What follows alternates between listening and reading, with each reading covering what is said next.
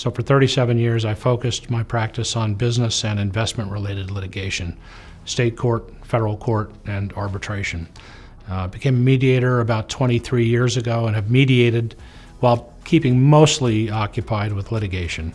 But I've been involved in quite a number of cases over the years, hundreds I would say. My original objective was to become a mediator at the age of 50. Finally, by the time I turned 65 in January, I decided to make it my full-time avocation at the beginning of this year. And so, but I always wanted to be involved in helping people resolve conflict. I get a spiritual satisfaction out of that.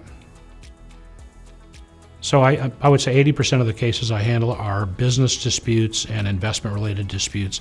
I do handle some other things like community association matters, and I've even handled a very different kind of a case involving a lawsuit brought by the family of Gabby Petito against her boyfriend, Brian Laundrie. You may recall Brian Laundrie had murdered her, and the family, Gabby Petito's family, alleged that his family knew about it but had misled them into thinking that she was still alive. So that's a very different kind of a case, but I mediated that this past February successfully, thankfully.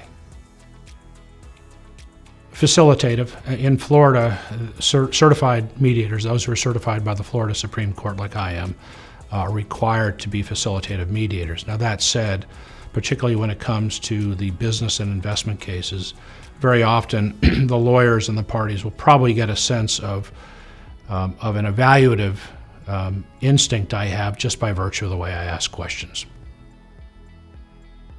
Well, I'd like to think that I'm trusted. I think the lawyers who hire me, many of whom I've known for decades, know that I've been involved in some very sophisticated, complex business disputes involving a lot of fairly complicated financial matters. They used to refer cases to me as a lawyer for that reason, and as a mediator, I think they respect the fact that I've got a lot of experience in handling those kinds of cases.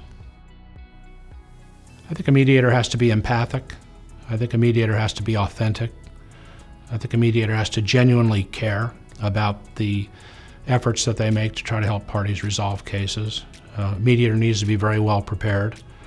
And I think the best mediators evidence all of those qualities.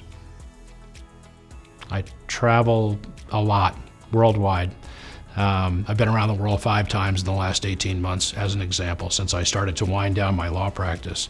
I love to ride motorcycles. I'm a private pilot. I like to cook, particularly barbecue.